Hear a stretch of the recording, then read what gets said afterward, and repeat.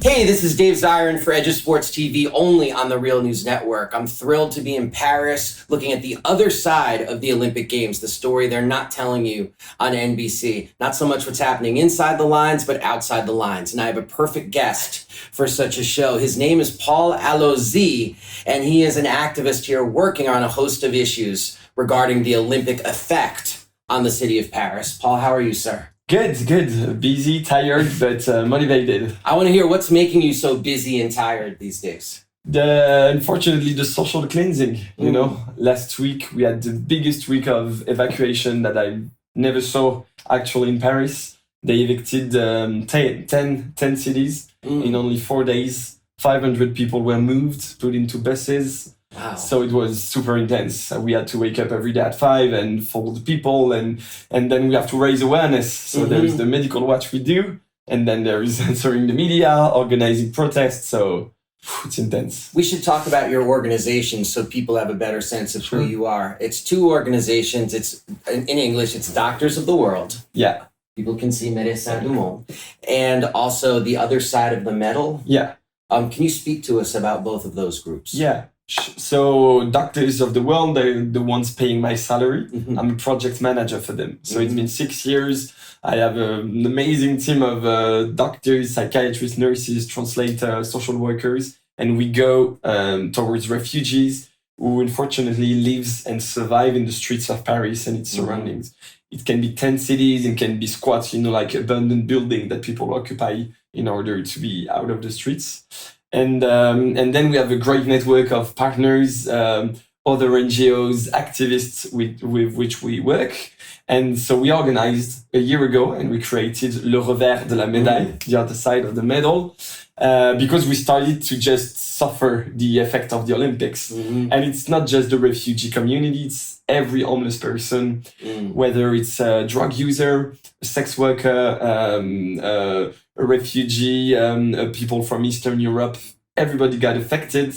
All the numbers of, expulsions, harassment, even sometimes control and police violence got bigger. New practices started to develop. So we had to organize, to shed light on this matter and also to offer solutions, in order to avoid that. Now, there are attacks on homeless or unhoused people in cities, certainly across the United States and in major cities throughout the world. Do you think the Olympics have been an excuse for this crackdown, or do you think it is happening because of the Olympics? I think it's a bit of both. I think for the states and the states in general, it's an opportunity, because when they do the social cleansing, they're going to push the population away and they're going to replace the 10 city with big rocks. They're going to build new walls. They're going to put barbed wire. So I think for them, it's not just about the games. It's also an opportunity to transform the city and to select the population. And the most unwanted population is the one in public space that they have to push away. And then, so there is opportunity and then there is an effect. There is an Olympic effect. And I think it's in the DNA of the games, they want to do like the Potemkin village, you have to clear out the streets of all the people you don't want to. So it's a bit of both. And here there is a lot of evacuation that you can link to the Olympic village being nearby. The passage of the flame, some today it's the bicycle, the cycling race happening today. So they kicked a slum last week because it was on the tour of the bicycle. So there is a lot of things that you can directly link to the Olympics, but I think it relates to a more general spirit of big capitalist states being violent and mistreating the homeless population in general. You mentioned about them being moved out, put on buses. Where are they going? That's a good question. So, I heard a lot about the buses leaving Atlanta before the games, the buses leaving Vancouver before the games. And here we witnessed this. So it used to happen a lot in France to take the people in buses and send them somewhere else. But France, right before the games in March 2023, created a new system. It's called the SAS system. And they created 10 spots everywhere but in Paris So it's going to be close to Toulouse, Marseille, Strasbourg, in smaller cities, like small cities like with 5,000 inhabitants tops, in which people get taken in charge for 3 weeks. Okay, they have 3 weeks of like in a hotel or something. After 3 weeks, 40% of them, they will have long-term solutions in that region. All the others, they are being sent to emergency shelters, sometimes for a night, 2 nights, 2 months tops, and they end up homeless in another smaller cities where they don't have the same, community outreach and everything. To give you a very concrete example, just today, 2 hours ago, I had some patients, they're Afghans, okay? They've been living in the streets for a couple of months here. They just received a new guy. He's an Afghan too. They know him. He's been kicked out of Belgium. Okay, so that's his first day in Paris. Because they're in Paris, they called an NGO. I was able to give them a tent. I was able to give them like sleeping bags, and they will try to find somewhere to sleep because it's very tense now with the Olympics. But at least they have this. You have a community, and then you have a community that has a network. If you go to a smaller city, to which the state doesn't give a dime to receive that population, it's just going to be horrible for their, health and living conditions. Have through the Olympic activism, have you been able to meet new people who take this issue of the unhoused more seriously? Have more people gotten involved in the struggle for the rights? Well, the beautiful thing, the right side of the Olympic effect is the fact that everybody is coming up together. We never regrouped that many associations and NGOs working with so many different publics. Usually it's going to be, you guys work with refugees, you do your thing. Us, we work with the sex workers, we will do our things on the side. And now everybody come up together. Sometimes people with very different positions, so that's a good thing. And then the campaign was crazy because when you have a subject of like the homeless or whatever, usually people don't care that much. If you add Olympics to it, then it blows out of proportion because then you have the BBC making inquiries, you have you coming to ask me questions, you have the international attention. So we really spread the word in a way I couldn't even imagine this year. Like we have media from every country in the world asking to make inquiries about this. And I think it's not just the Olympic effect, but it's also the ethic of journalists all around the world that want to, not just serve the good side of the Olympics, but also do their job. And it's nice to meet that many journalists from that many countries taking their job very seriously to treat every side of that event. This must be very bracing for you to see all of this attention paid to this work that you've been doing for a long time. Yeah, it must be head spinning. Yeah, it's kind of unreal sometimes. 2 weeks ago, I had ABC Australia here in front of the building. I've been working in for 6 years, and they were like, we're going to have the games in Brisbane in a couple of years.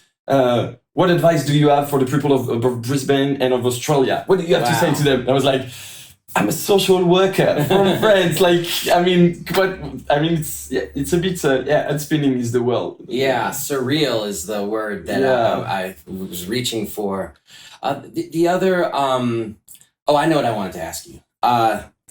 Okay, so you just had this election. With National Rally, you beat back the fascists. Yeah. Congratulations. It was a close one. It was very close. Now, but people in the coalition trying to beat them back include people like the Socialist Party, Mayor Hidalgo. Yeah. I mean, people who are very much pro-Olympics. Yeah. Is there tension now in that united front because of different opinions about the Olympics? Well, we already see that. For example, we have the party of Mélenchon, the France Insoumise. We are organizing tomorrow a protest against the Olympics. It's going to be the counter opening ceremony of the games tomorrow, the day before the real opening ceremony. And the France Insoumise party put out a communique, an appeal to rally everyone up to go to that protest, which is a good sign for us. But for sure, we have been seeing people from the Socialist Party and from Paris City Hall saying that they don't even believe in social cleansing.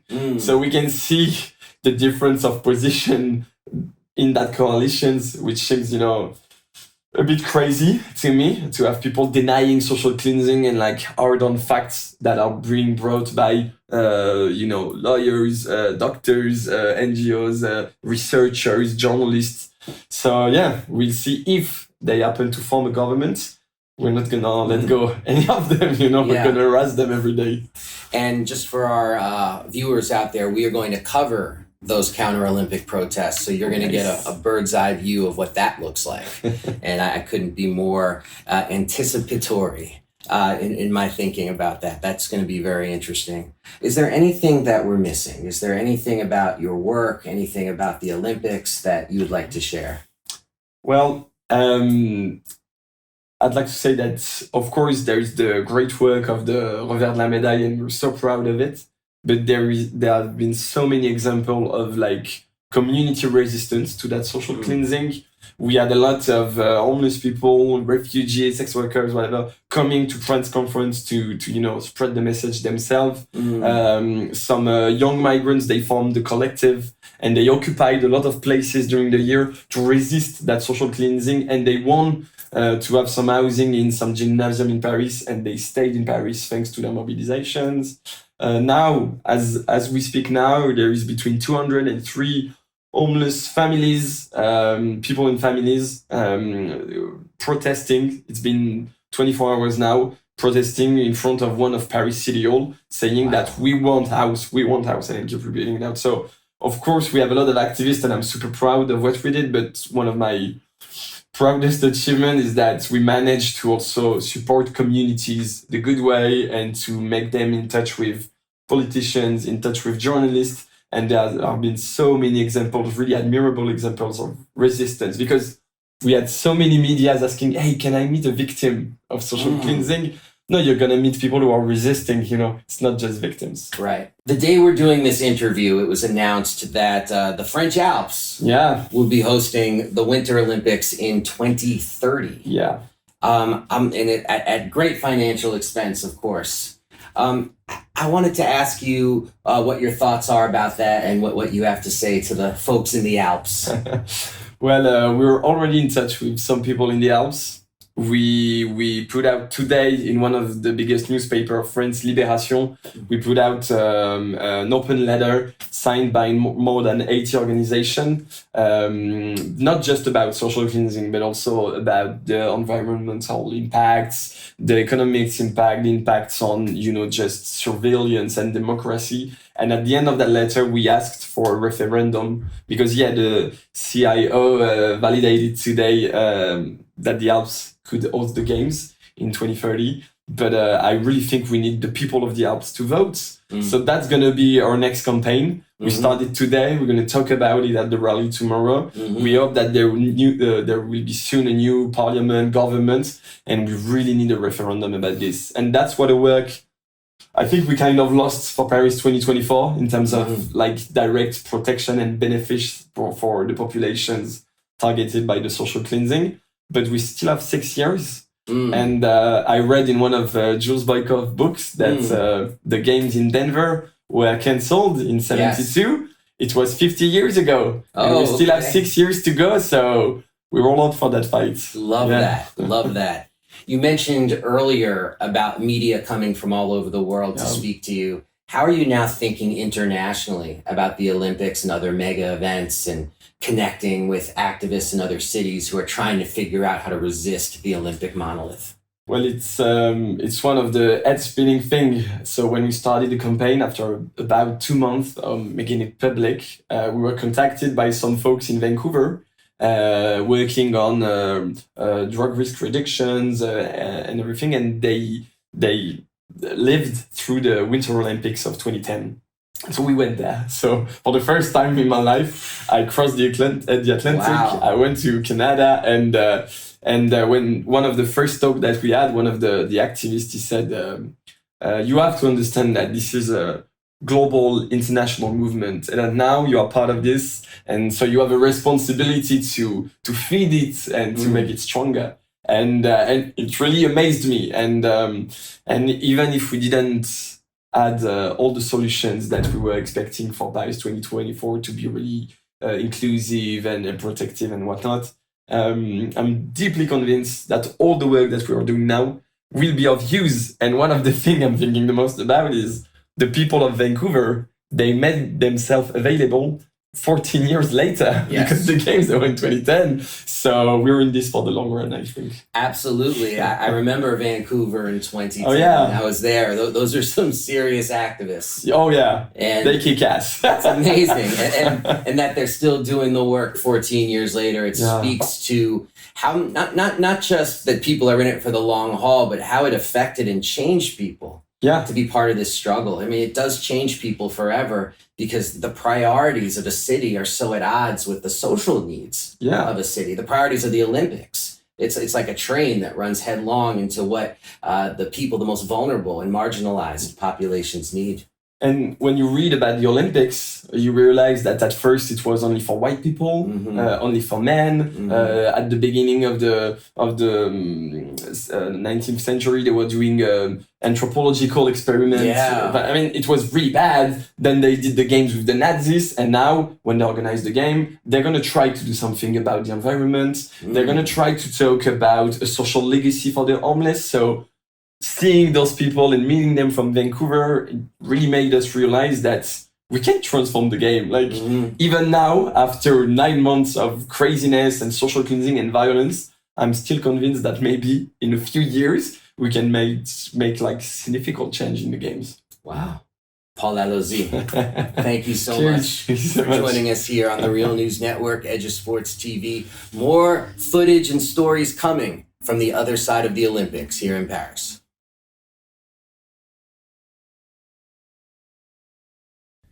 Thank you so much for watching the Real News Network, where we lift up the voices, stories, and struggles that you care about most. And we need your help to keep doing this work. So please tap your screen now, subscribe, and donate to the Real News Network. Solidarity forever.